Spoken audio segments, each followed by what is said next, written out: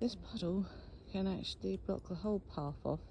It goes over the whole path usually when we've had too much rain, and then also goes onto the other side as well.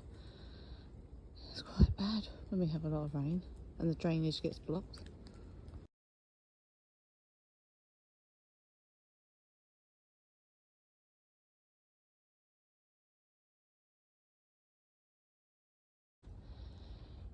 And here you can see where there are 2 lights out and how dark it makes it, but at least it's not too bad. It's only 2 lights that are out. So yeah.